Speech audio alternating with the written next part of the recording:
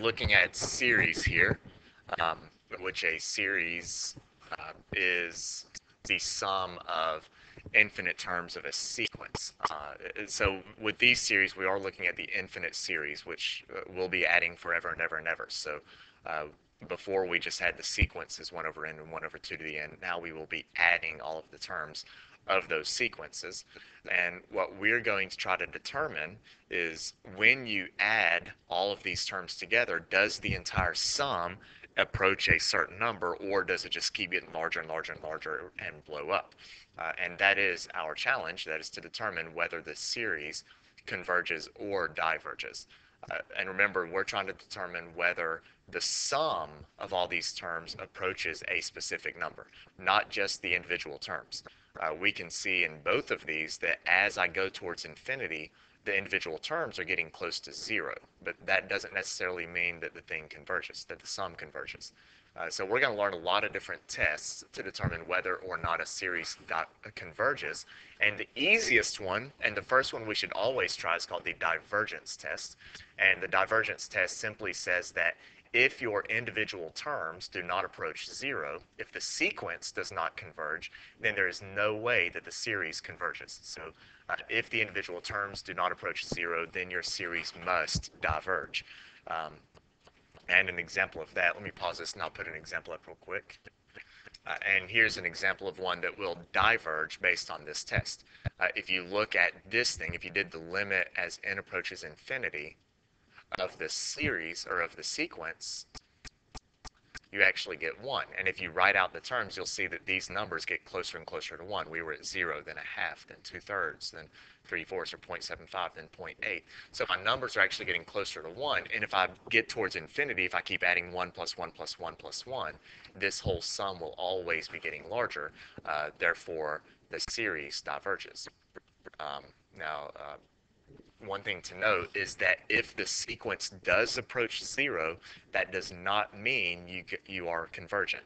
It means you might. I call that a ticket to the party. So if the series does approach 0, then you are invited to test to see if the series converges. Back to these original two examples, your harmonic series, it just so happens that even though these terms do approach 0, the harmonic series does diverge. Oh, I misspelled series. I misspelled diverges. What the heck's going on here? Ugh. Let's fix this. Series. Oh man, I almost did it again. Okay, there we go. So the harmonic series diverges even though the terms do approach 0. This is a geometric series. This one actually will converge, and we're going to talk about that later in this lesson. But just know that simply because the terms approach 0, that does not mean you converge. But if the terms don't approach 0, if the limit is not 0, then you definitely know the series does diverge. So let's talk about geometric series. A geometric series, if you remember back to pre-cal, it is a series where each term is a constant multiple of the previous term. This right here is your general form. And the main thing you're going to be looking for to know if it's geometric is you will have a number to the n power. This thing, the a sub 1, that may not be there. You may not see that little term actually sitting there. But this is what most textbooks will call the general form of a geometric series. And you're just looking for a number to some n power. If the number being raised to the n power, if your ratio is less than 1, then your series will converge. And not only does it converge, but you can actually find the sum. Now that's rare. Most series that converge, we're not going to be able to find the sum. But if it's a geometric series, then to find the sum, it's your first term over 1 minus the ratio. And we'll use this formula to get the sum of a geometric series. But that's only if your ratio is less than 1. A telescoping series, a different type of series. These are kind of fun. It's a series where the innards fall out. Now that's my own term. But if you look at this series, let's look at this top one. If I start plugging in my terms, my first term is 1 over 1 minus 1 over 2. 1 over 1 plus 1. Then I will add and I'll plug in 2. 1 over 2 plus or minus 1 over 2 plus 1, or 1/3. And then I'll plug in 3, which will be 1 over 3 minus 1 over 3 plus 1, 1/4. And then 1 over 4 minus 1 over 5. And if you look at this series, what you'll notice is that you have a lot of things canceling. Negative 1/2 plus 1/2 is 0. Negative 1/3 plus 1/3 is 0. Negative 1/4 plus 1/4 is 0. And what we're going to end up with is, as I get out towards infinity, I'm going to end up with, as I plug in my nth term, my last term, I'm going to end up with something over n minus something over, or 1 over n plus 1. And this thing's going to cancel. And what we're left with in the end is the actual sum of 1 minus 1 over n plus 1. Everything canceled except your very first and your very last term. And then, of course, we know that our last term is approaching, n is approaching infinity. But that's what a telescoping series is. This one doesn't look like it telescopes, but if you remember your properties of logs, you could change this to n equals 1 to infinity of the natural log of n minus the natural log of n plus 1. And we're going to end up with a very similar situation. If I plug in 1, we have the natural log of 1, which is 0, minus the natural log of 1 plus 1, which is 2, plus, and then I'll plug in 2, ln of 2 minus the ln of 3, plus, then I'll plug in 3, ln of 3 minus the ln of 4. And we're going to start to see the same behavior here. I have ln of 1 minus ln 2 plus ln 2 cancels. Minus ln 3 plus ln 3 cancels. Minus ln 4 is going to cancel with minus ln 4 or plus ln 4 on the next one. And we will ultimately end up with the natural log of n minus the natural log of n plus 1 as I work out towards infinity. And everything's going to cancel except that very last term. And we're left with the sum of the natural log of 1 minus the natural log of n plus 1. And so that is what a telescoping series is. It's after you start expanding it out, you'll notice that things start to cancel and you're left with something at the beginning and something at the end. So, having seen all of that, let's actually determine whether or not some of these series will converge. And if they do converge, let's see if we can find the sum. And I put if possible, because a lot of times series, even though they converge, you cannot find the sum. You just know that they converge. So let's look at number 1. I see all of this stuff. And the thing that I see that's a nice thing to me is I see a number to the n power. If I were to write out my first few terms, if I plugged in 1, I would have 3 halves to the first, plus 3 halves to the 2th, plus 3 halves, whoops, that's 2/3, 3 halves to the 3th, plus 3 halves to the 4th. Wow, I'm really carrying this out further than I need to. And this is a geometric series. Each term is the previous term times another 3 halves. This is geometric with a ratio of 3 halves. And as soon as I see a number to the n power, I know this is geometric. And I could have told you from the very beginning that my ratio is 3 halves. And since my ratio is greater than 1, that means this series diverges. If you have a geometric series with a ratio bigger than 1, then the series diverges. Or if the ratio is equal to 1. Your ratio must be between -1 and 1 in order for a geometric series to converge. So let's look at number 2. Same type situation. Again, I see a number to the n power, only this time the number that's being raised to the n power is less than 1. That means this is a geometric series with a ratio of 2/3 that is less than 1. Therefore, this thing converges. Okay, so we got half the battle.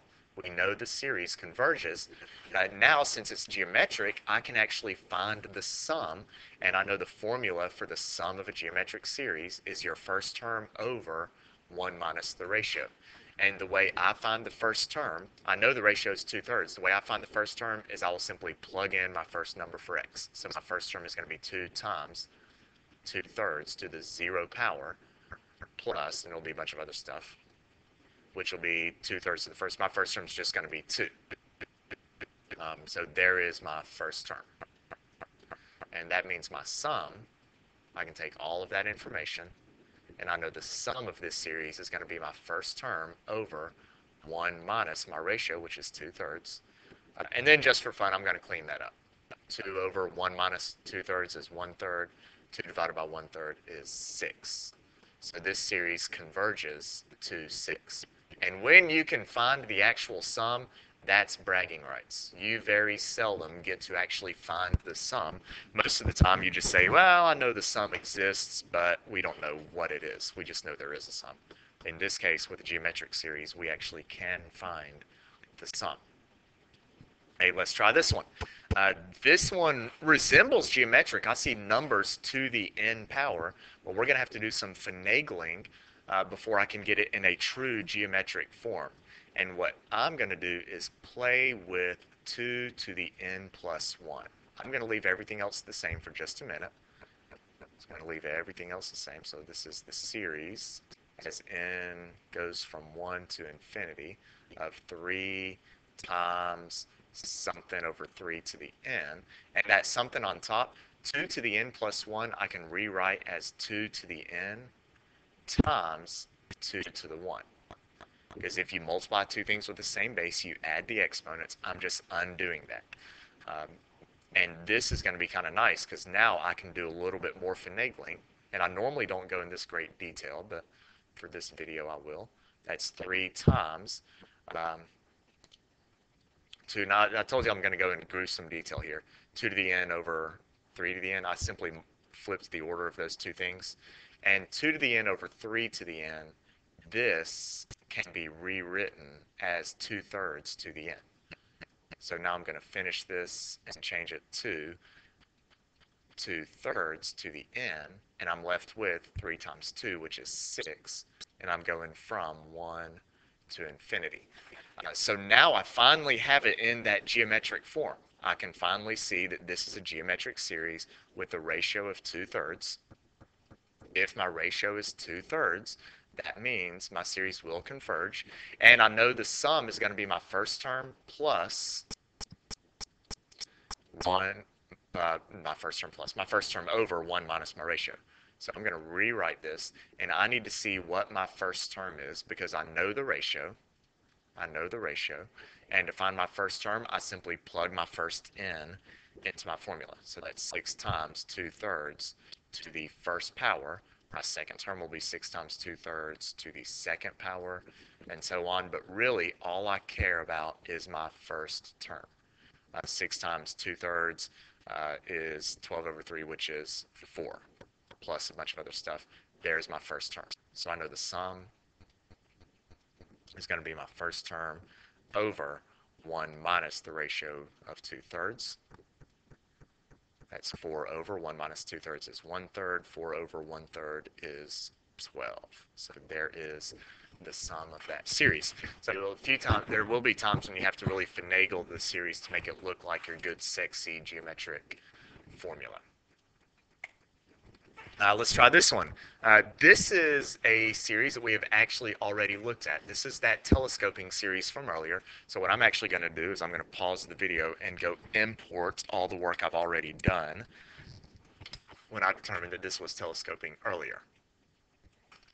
There we go. So this is the stuff that I did earlier when we were talking about a telescoping series where we had already gone through and scratched out all of the terms. And what we found out was when this thing telescoped, we were ultimately left with 1 plus or 1 minus the very last term. The only things that were remaining after everything canceled were 1 and negative 1 over n plus 1. So this is the final sum.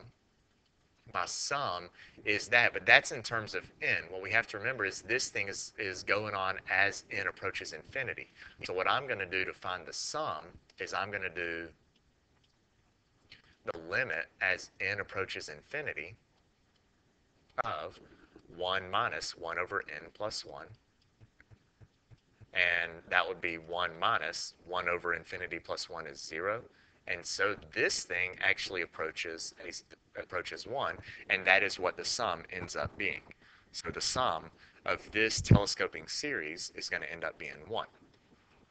Yeah? Yeah? Let's look at that other telescoping series for just a second. Let's see. Let me paste it in. I don't want that. Okay, this was the other telescoping series right here. It was the natural log one.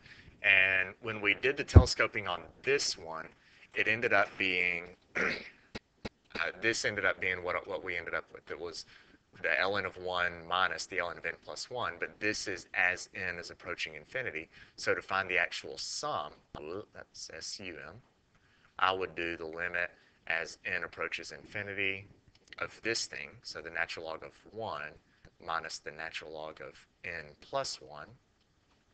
The natural log of 1 is 0, minus the natural log of infinity plus 1. That's going to be infinity, and we end up with negative infinity. Well, that means this thing's going to diverge. This thing is blowing up on the end, and so since this did not approach a specific number, this telescoping series actually diverges. It does not converge. I think I had, was there two more? Yeah, two more. Oh, I didn't know I had that. Ah, geez, there it was. Well, you know, there's that other telescoping series. I should have waited. I'm such a loser. All right. So this one, this is our last one then. Um, the sum of n over n plus 1. And this is the one where I told you at the very beginning, the first thing you should always do with all of your tests, with all of your series, is first see if you have a ticket to go to the party. Ah, that's so cheesy. First, I'm going to find out what happens to my terms as I get close to infinity, 1 over n, or n over n plus 1, and that the terms approach 1. Top degree is equal to the bottom degree, so we'll divide the coefficients. And since my terms do not approach 0, I automatically know this thing diverges. This is the nicest kind of problem you can get, because we're going to learn a buttload of convergence tests. And if you can tell from the beginning that the series diverges, it saves you from having to go through a lot of tests. So always check first to see if your terms will approach 0. And that, I think, is good enough for now.